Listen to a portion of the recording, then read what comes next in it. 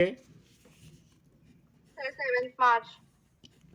एक पेन होगा लाल वाला, देख लेना पूरी के पास।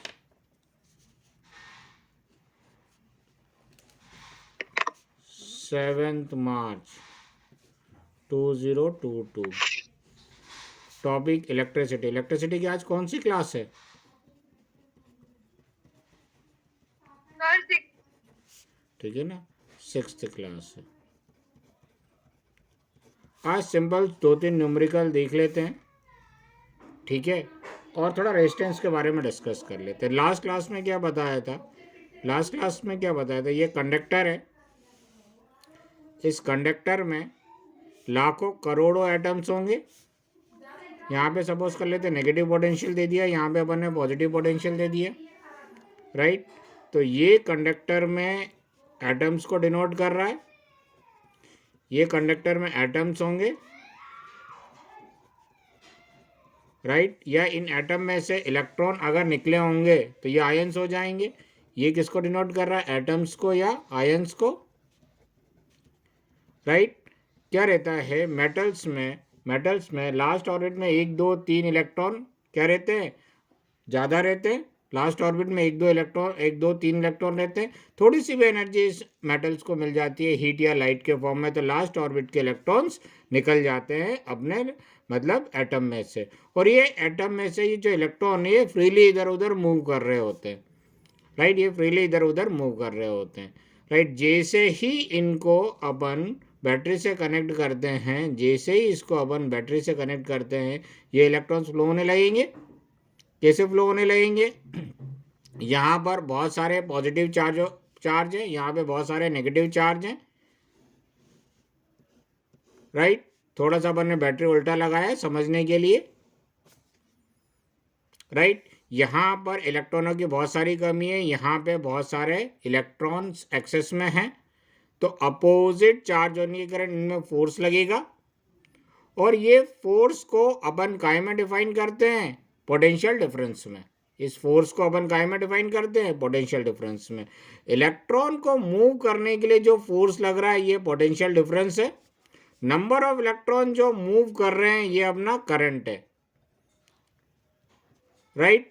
और इस करंट को, ये इलेक्ट्रॉनों को फ्लो होने में ये जो रुकावट का सामना करना पड़ रहा है, ये रुकावट अपनी क्या कहलाएगी? Resistance, right. जो रेजिस्टेंस है वो जो रुकावट का सामना करना पड़ रहा है, ये रुकावट अपनी क्या कहलाएगी? Resistance of the conductor. Electron अपने आप तो मूव करेगा नहीं ना।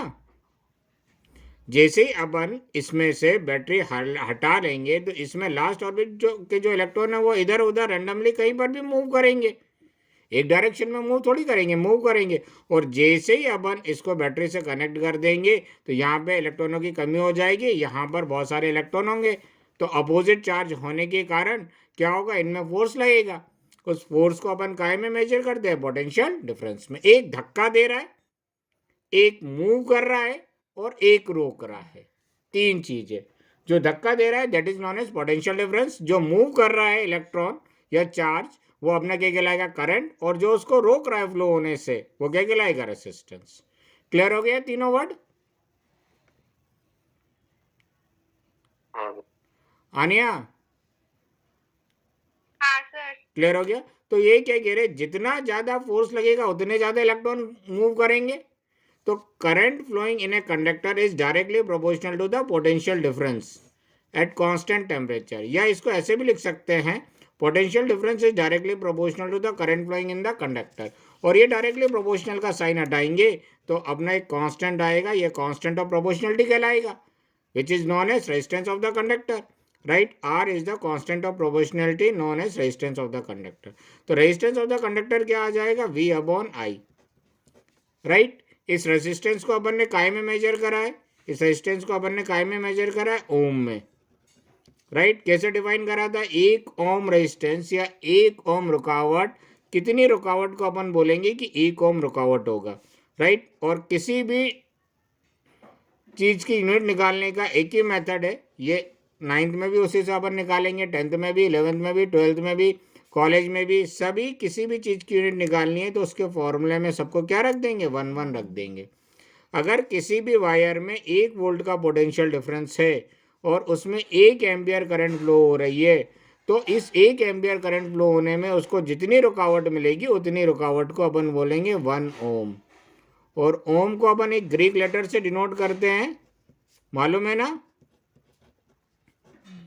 मालूम है नहीं मालूम है? ओमेगा, राइट, 1 ओम। अच्छा, ये resistance of the conductor 2-3 question कर लेते हैं, फिर इसके बारे में और बात करेंगे, और ओम्स लॉ के बारे में, उसके ग्राफ के बारे में भी बात करेंगे। बहुत सिंपल सा एक न्यूमेरिकल है, बहुत सिंपल सा एक न्यूमेरिकल है।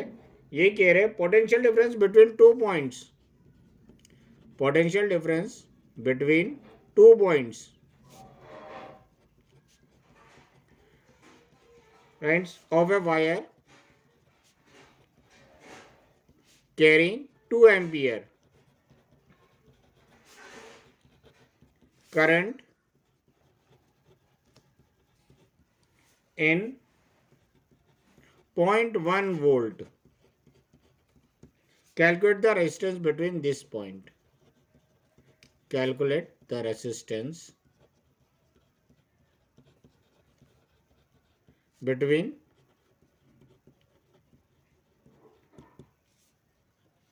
these points.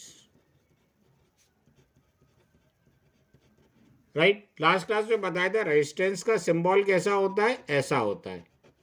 Symbol wise resistance को अपन ऐसे डिनोट करते हैं, इसे फिक्स्ड रेजिस्टेंस बोलते हैं, और ये बैटरी का या सेल का सिंबल होता है, राइट। तो इसमें पोटेंशियल डिफरेंस कितना दे के रखा है, 0.1 वोल्ट। इसमें करंट कितना फ्लो हो रही है, 2 एम्पियर। तो इसका रेजिस्टेंस कितना होगा बाय ओम्स लॉ? देखो मैं यहाँ कर दे रहा हूँ, बाय ओम्स लॉ अपन बोल सकते हैं, क्या बोल सकते हैं, V equal I R. V मालूम है, I मालूम है, we can easily find the resistance of the conductor. Potential difference 0.1 volt है, इक्वल ये कितना आ जाएगा, 2 एम्पियर। 2 एम्पियर इंटू आर, 2 इसके साथ मल्टीप्लाई में इधर आएगा तो डिवाइड में। बताओ कैलकुलेट करके आर कितना आया, डेसिमल हटाया 1/20 इक्वल रेजिस्टेंस। बोलो, 1 को 20 से डिवाइड करेंगे, 0.05 ओम। कुछ मुश्किल है? नहीं सर। लिखना चाहोगे? हाँ sir.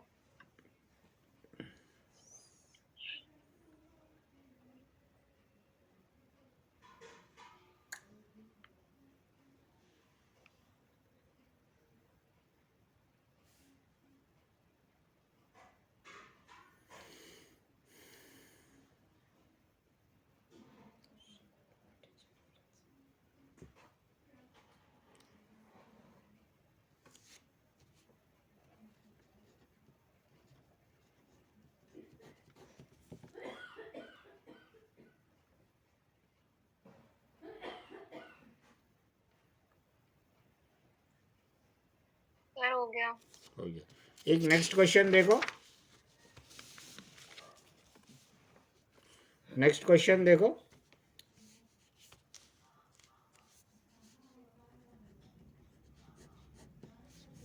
A simple circuit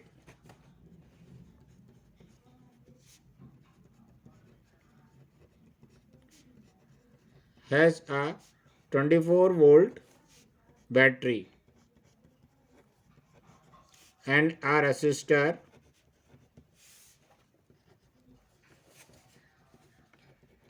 of 60 ohms. What will be the current in the circuit?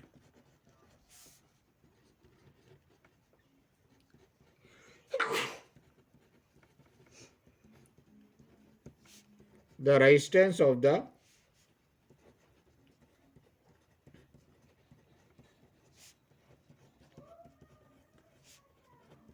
connecting wire is negligible.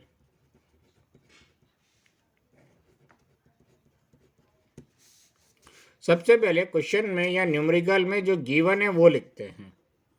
क्या बोल रहे हैं, a simple circuit has a 12 volt battery and a resistor of 60 ohms. एक simple circuit है, right. उसमें जो battery लगी हुई है वो बैटरी कितने वोल्ट की है? 24 वोल्ट की है, ठीक है। और रेजिस्टेंस कितना है? 60 ओम है। तो इस वायर में कितनी करंट जाएगी ये फाइंड आउट करना है। सबसे पहले गिवन लिखते हैं। रेजिस्टेंस कितना दे के रखा है? 60 ओम। पोटेंशियल डिफरेंस कितना है? 24 वोल्ट। और अपन को करंट फाइंड आउट करनी है, राइट। कैसे करंट फाइंड आउट करेंगे? अपन को मालूम है by Ohm's law V equal I R. Potential difference मालूम है, करंट मालूम है, we can easily find the resistance of the conductor. नहीं नहीं नहीं नहीं नहीं, पोटेंशियल डिफरेंस मालूम है, रेजिस्टेंस मालूम है, we can easily find the current flowing in the circuit. कोई डाउट इसमें? निकाल लोगे? 0.4 है। हाँ, 0.4 आ गया। विजित, ऐसे पूरा लिखना, डायग्राम भी बनाना, तभी मार्क्स मिलेंगे। हाँ सर। आनिया, कर लो जरा।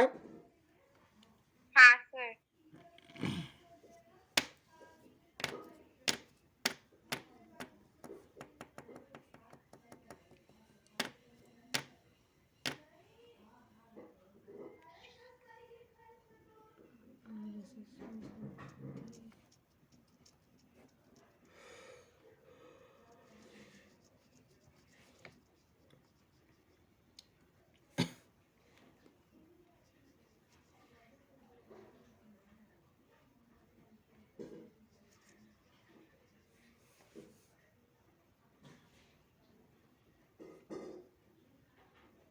सर हो गया। हो गया।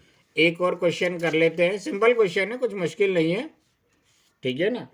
क्वेश्चन नंबर 3 है, राइट। ये थोड़ा कंसेप्ट समझने के लिए है। An electric iron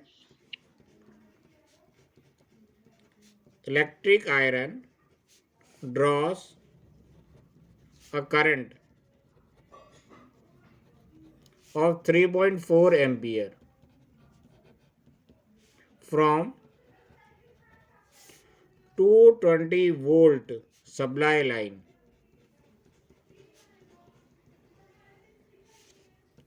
What current will this electric iron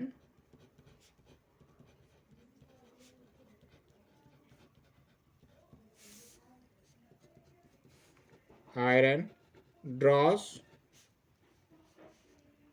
when connected to 110 volt supply line? कुछ आई बात समझ में? हाँ सर। आनिया, हाँ सर। सर एक- आपका कैमरा थोड़ा ब्लर हो गया। हाँ सही कह रही हो।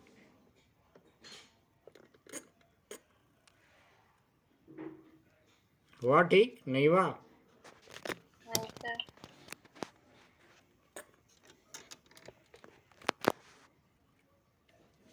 हो गया? हाँ सर अभी हो गया। हाँ सर।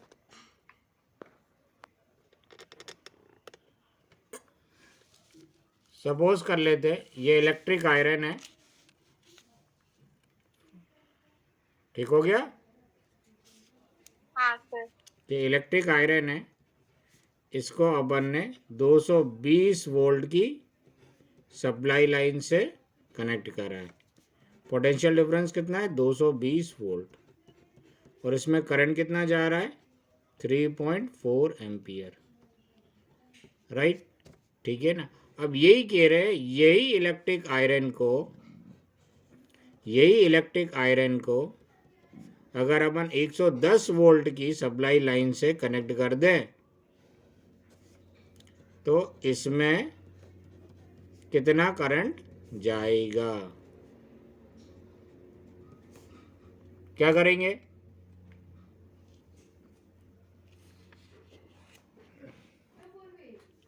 बोलो।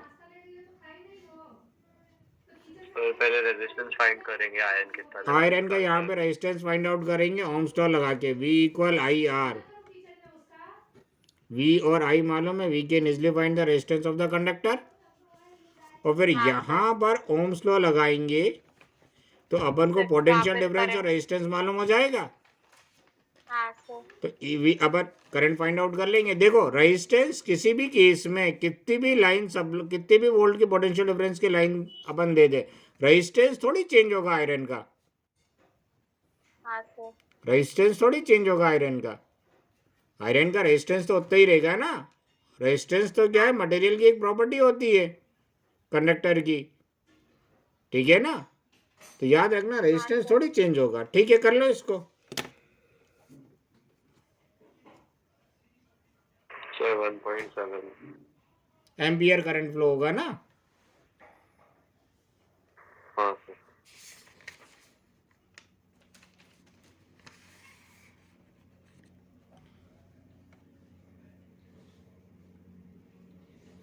देखो पोटेंशियल डिफरेंस ज़्यादा है तो करंट भी ज़्यादा फ्लो हो रही है, पोटेंशियल डिफरेंस कम है तो करंट भी कम फ्लो हो रही है। तो करंट फ्लो हो रही है किस पे डिपेंड करता है, पोटेंशियल डिफरेंस पर।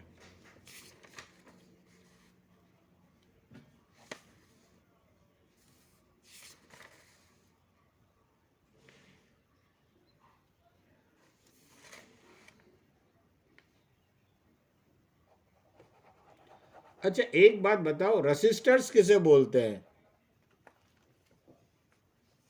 अच्छा कर लो, आने को कर लेने दो पहले।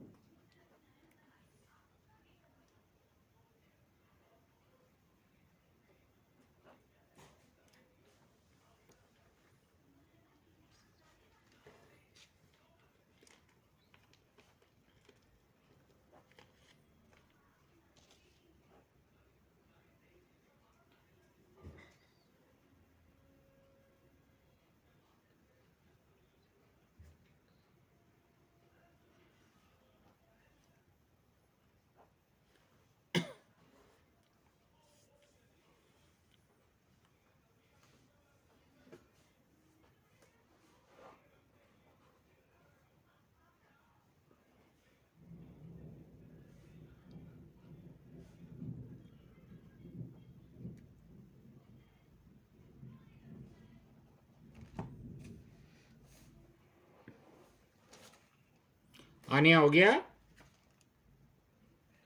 हाँ सर। अच्छा रेसिस्टर्स किसे बोलते हैं? रेसिस्टेंस और रेसिस्टर्स में थोड़ा अंतर होगा ना। सर रेजिस्टिविटी बोल रहे हो आप? नहीं, रेसिस्टर। ओ रेजिस्टर सर, जो device use to register the current flow. देखो रेसिस्टेंस का मतलब थोड़ा सा और रेसिस्टर्स का मतलब थोड़ा सा अलग होता है, ठीक है ना। सिमिलर वर्ड है, थोड़ा सा मतलब इनके अलग होते हैं। देखो दो सब्सटेंस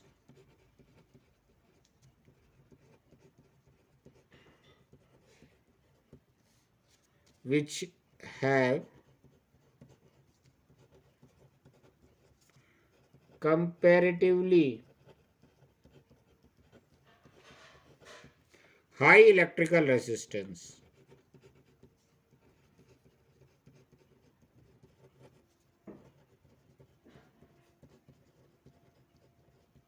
are called,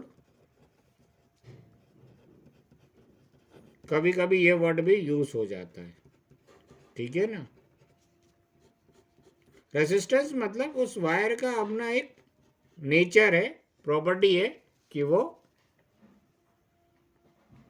इतना इलेक्ट्रॉनों को फ्लो करने में रुकावट रोकेगा ही रोकेगा।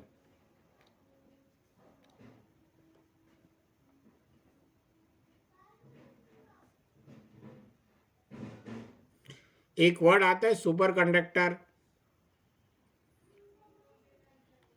सुना है कभी? नहीं सुना, कोई बात नहीं। चलो अब अपना काम करेंगे। अच्छा, रेसिस्टेंस मतलब तो सिंपल रुकावट होता है। अब रेसिस्टेंस किस किस चीज़ों पे डिपेंड करता है? रेसिस्टेंस और रेसिस्टिविटी में डिफरेंस क्या है, कैसे बताओगे? So resistivity is the amount of resistance an object has. आनिया, आप कुछ कहना चाहती हो? नहीं सर। ठीक है, देखो सपोज कर लेते एक अपन ने कॉपर वायर लिया। ये कॉपर वायर इतना बड़ा है, सपोज कर लेते 1 मीटर का, और एक copper wire same copper wire लिया अपन ने, बस लेंथ कितनी है, सपोज कर लेते 5 मीटर की। तो इसमें कम रुकावट होगी कि इसमें कम रुकावट होगी? सर 5 मीटर वाले में। 5 मीटर वाले में क्यों कम रुकावट होगी?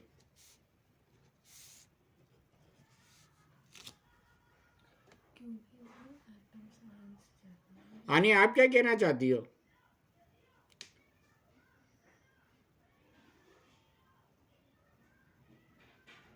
बोलो।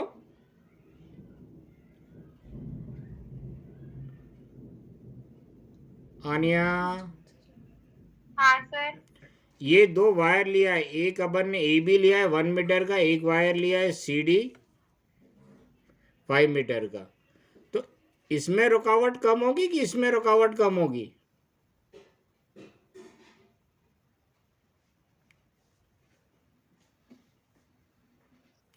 बोलो विजित, इसमें क्यों कम होगी? सर क्योंकि उसमें लेंथ बढ़ जाएगी, तो उसको और जितना लेंथ बढ़ती है उतना रेजिस्टेंस बढ़ता है। जितना लेंथ बढ़ती है उतना रेजिस्टेंस बढ़ता है, तो इसका क्या रेजिस्टेंस ज्यादा होगा ना, तो रुकावट ज्यादा होगी ना। हाँ सर, वही बोला। तुमने कहा था कि इसमें रुकावट, मैंने पूछा था कम होगी, तुमने शायद क्वेश्चन नहीं समझा।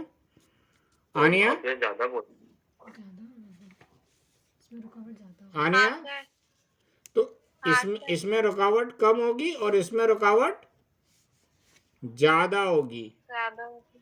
राइट? इसमें रुकावट कम होगी, इसमें रुकावट ज्यादा होगी।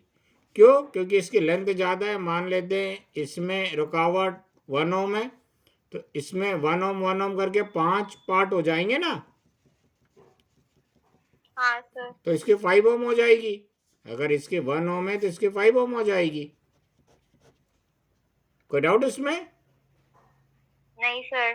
तो रेजिस्टेंस ऑफ द कंडक्टर किस पे डिपेंड करता है? लेंथ ऑफ द कंडक्टर पे। चलो आओ इसको और थोड़ा नए सिरे से समझे, ठीक है ना, नए सिरे से समझे। फैक्टर्स अफेक्टिंग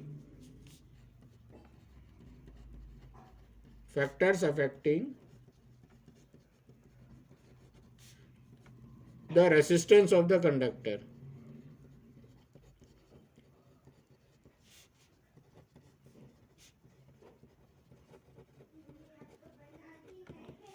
ठीक है ना?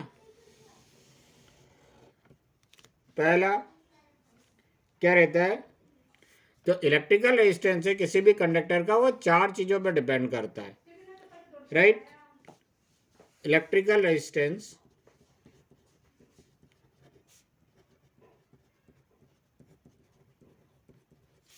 of a conductor depends upon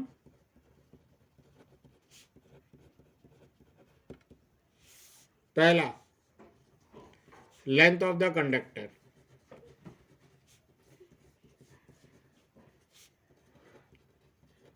right? किस पे डिपेंड करता है? Length of the conductor. और किस पे डिपेंड करता है? बोलो। Area of cross section. क्या होता है area of cross section?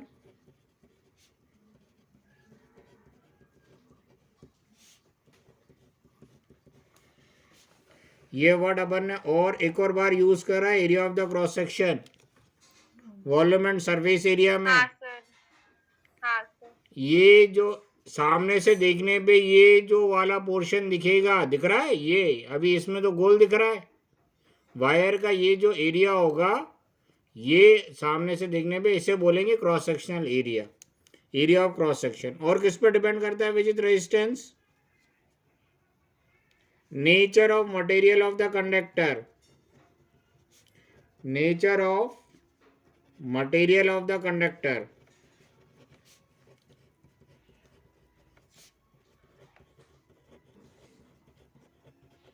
Right, जैसे आयरन है, आयरन का कंडक्टर, आयरन का रेजिस्टेंस ज्यादा होगा, कॉपर का कम होगा, ठीक है ना। चौथा, temperature of the conductor, temperature of the conductor, temperature पे कैसे डिपेंड करता है?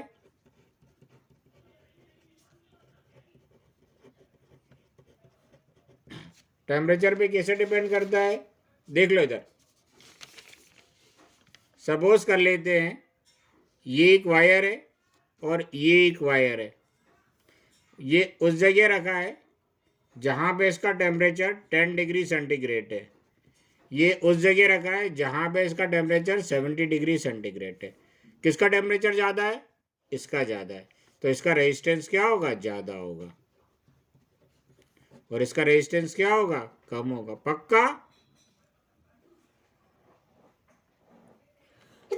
हाँ सर। राइट, टेम्परेचर ज़्यादा होगा तो रेजिस्टेंस भी क्या होगा? ज़्यादा होगा इस वायर का। टेम्परेचर कम होगा तो रेजिस्टेंस भी क्या होगा? कम होगा। क्लियर है?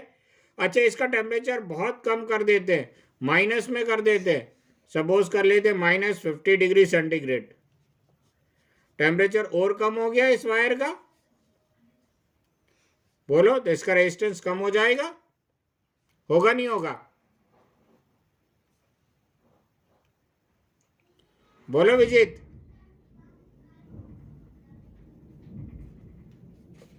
हाँ sir.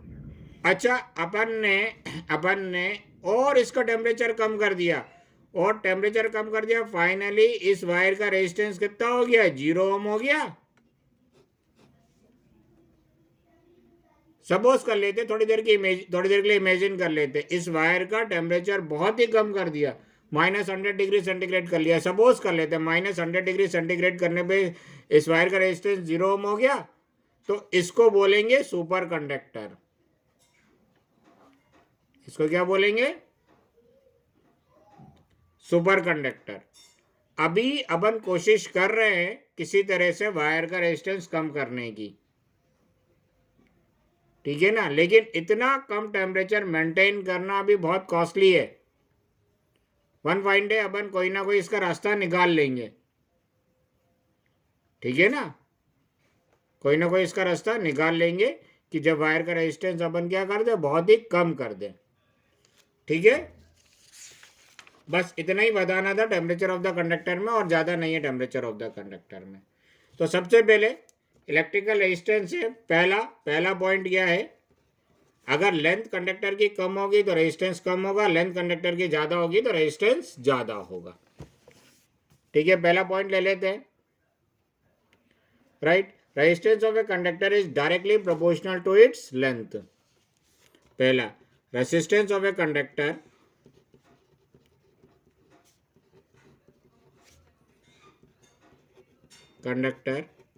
is directly proportional to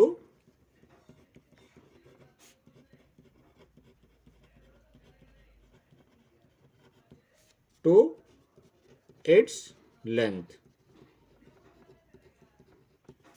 right. या अपन इसको सिंबल वाइज ऐसे लिख सकते हैं, दिख रहा है ना, R is directly proportional to length of the conductor, right. देखो, ये एक वायर है, इसकी लेंथ कम है तो इसका रेजिस्टेंस कम होगा, ये एक वायर है, इसकी लेंथ ज़्यादा है तो इसका रेजिस्टेंस ज़्यादा होगा, ठीक है। मान लेते दोनों कॉपर का होगा, तो एक ही मटेरियल का ले ले रहे तो फिर मटेरियल की बात नहीं आएगी, और दोनों कांस्टेंट टेम्परेचर पर है, ठीक है। हाँ सर। दूसरा पॉइंट देखो, अब जरा इस पे और डिस्कस कर लेते। अब ये एक वायर है,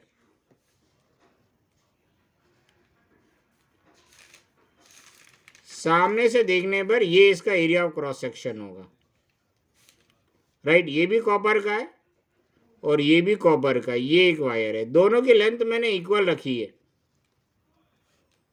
चेंज क्या करा अपन ने? Thickness, area of cross section. अच्छा एक बात बताओ, इसका रेजिस्टेंस कम होगा कि इसका रेजिस्टेंस कम होगा?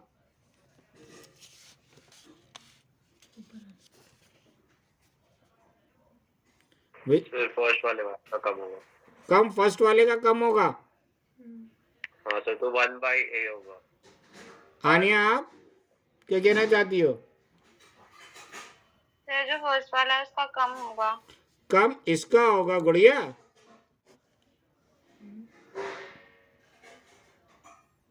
हाँ sir.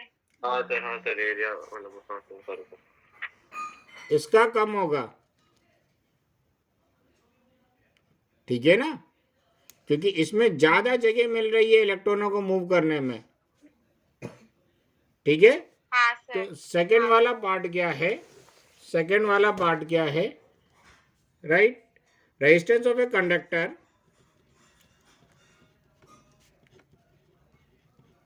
resistance of a conductor is inversely proportional to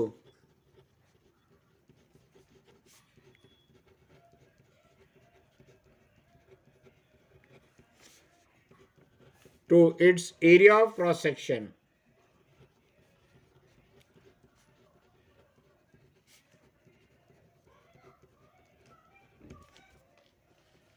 Right, resistance is inversely proportional to area of cross section.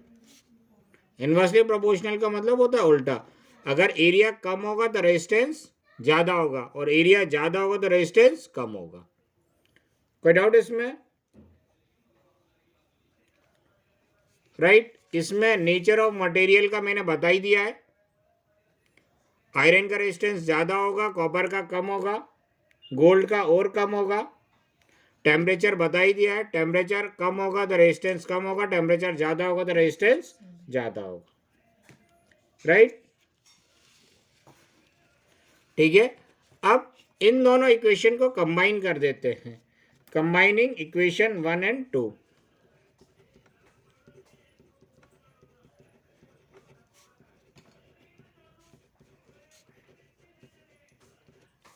Combine कर देंगे तो क्या होगा? Resistance of a conductor is directly proportional to L upon A।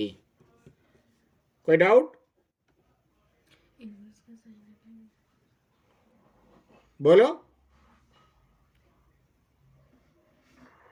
नहीं तो अब यहां directly proportional का साइन हटाएंगे तो कांस्टेंट आएगा, राइट। वो कांस्टेंट क्या कहलाता है? ये सिंबल वाइज इसको ऐसे लिखते हैं L अपॉन A, राइट। ये क्या कहलाएगा? कांस्टेंट ऑफ प्रोपोर्शनलिटी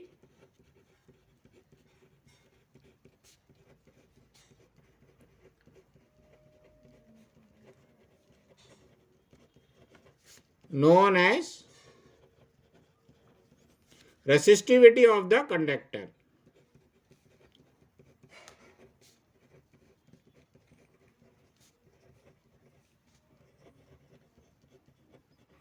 और इसको रीड क्या करते हैं? रो। दिख नहीं रहा है क्या? इसको रीड क्या करते हैं? रो।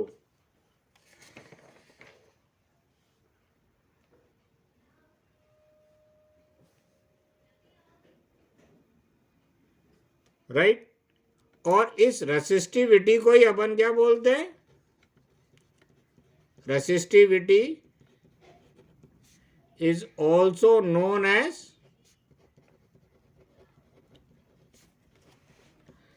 specific resistance।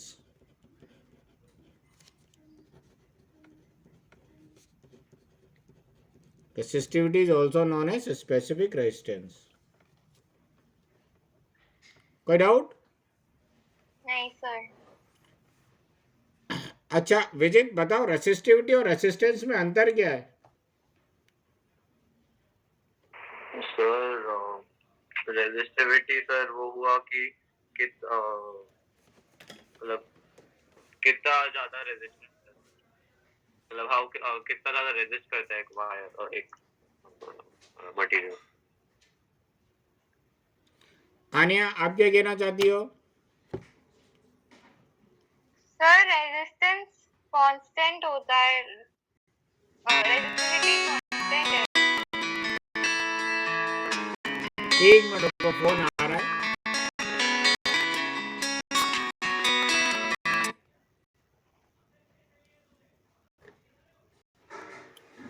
हाँ हाँ, बोलो बोलो, आनिया बोलो। हाँ सर, मैं कह रही थी कि रेजिस्टिविटी कांस्टेंट है और रेजिस्टेंस नहीं है।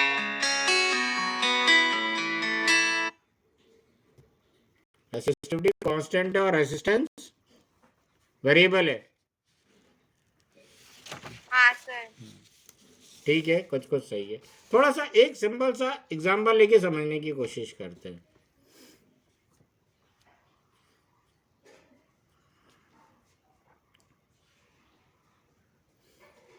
मान लेते हैं ये एक कॉपर वायर है, बहुत बड़ा, 100 मीटर की लेंथ है। मतलब लेंथ कितना मान लेते हैं? 100 मीटर। और ये एक आयरन का वायर है, इसकी लेंथ 1 मीटर मान लेते हैं। थोड़ी देर के लिए एक एग्जांपल लेते हैं। तो इस केस में रेजिस्टेंस किसका ज्यादा होगा?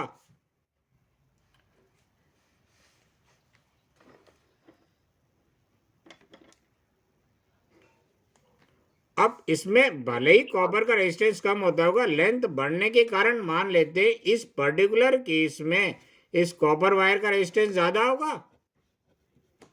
हाँ सर। और यहाँ पे आयरन का रेजिस्टेंस क्या होगा? कम होगा। लेंथ कम होने की वजह से लेंथ और कम कर दो।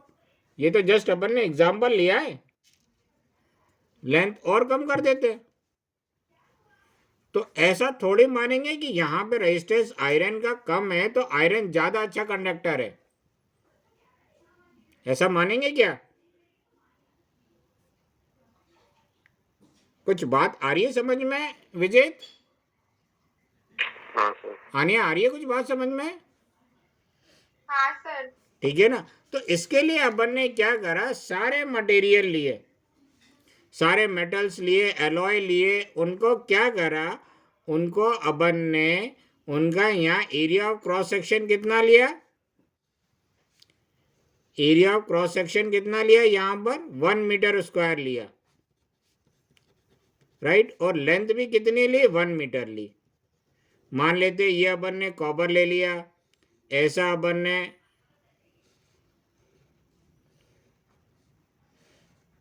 मान लेते ये कॉपर ले लिया, मान लेते ये सिल्वर ले लिया, Ag, राइट। 1 मीटर स्क्वायर अपन ने क्रॉस सेक्शनल एरिया लिया और लेंथ 1 मीटर ली। यहाँ पर अपन ने मान लेते एल्युमिनियम ले लिया, ठीक है ना। तो ऐसे सारे अपन ने मेटल्स और क्या ले लिया, अपन ने एलॉयस वगैरह ले लिए और देखा ये सबकी लेंथ और area of cross section fix है। अब इनका रेजिस्टेंस कितना है? अब इनका रेजिस्टेंस कितना है? ठीक है, कोई डाउट इसमें? तो अपन को एक्चुअल पता चल जाएगा कि किसमें रुकावट कम है।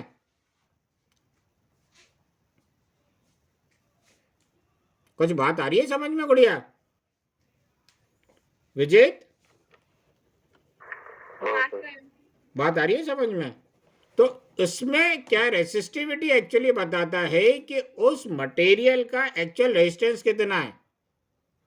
इससे अपन कंपेयर करते हैं रेजिस्टेंस और इसके अकॉर्डिंग टू फिर अपन क्या करते हैं, इसको डिफाइन करते हैं ये अच्छा कंडक्टर है और ये खराब कंडक्टर है।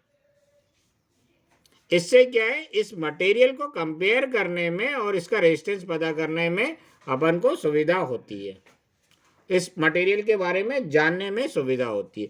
तो रेजिस्टिविटी क्या हो गई? Resistance of the conductor is equal to rho L upon A, right.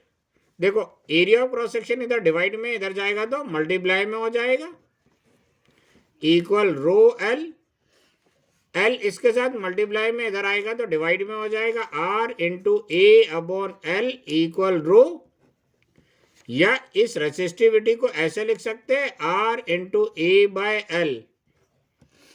Suppose कर लेते हैं एरिया ऑफ क्रॉस सेक्शन अपन ने 1 मीटर स्क्वायर लिया है, लेंथ अपन ने 1 मीटर ली है, तो रेसिस्टिविटी ऑफ द कंडक्टर किसके इक्वल आ गया, रेजिस्टेंस ऑफ द कंडक्टर आ गया।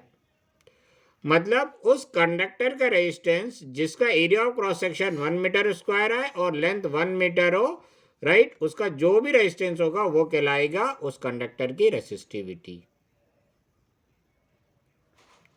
डेफिनेशन तो आ गई समझ में?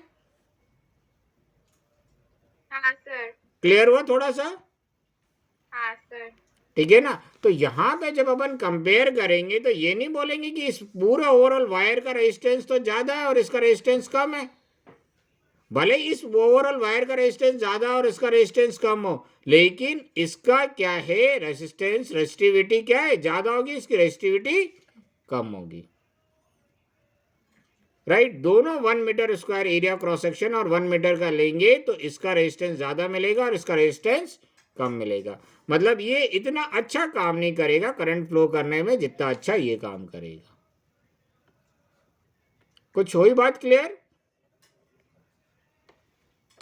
हाँ सर। चलो अच्छा इसको थोड़ा लिख लो, लिखना चाहो तो। हाँ सर। टाइम कितना रहा? विजित क्यों चला गया? पता नहीं सर।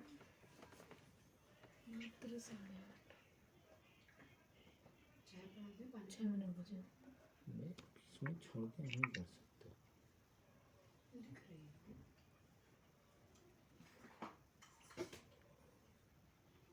सर लिख लिया। ठीक है ना। तो कल इसकी थोड़ी डेफिनेशन के बारे में और इसकी यूनिट के बारे में देखेंगे, ठीक है। हाँ और सर। कुछ कंडक्टर, एलॉय, सेमी कंडक्टर और इंसुलेटर के अपन रेसिस्टिविटी के बारे में भी बात करेंगे, ठीक है। हाँ सर। कल पढ़ लोगी ना गुड़िया?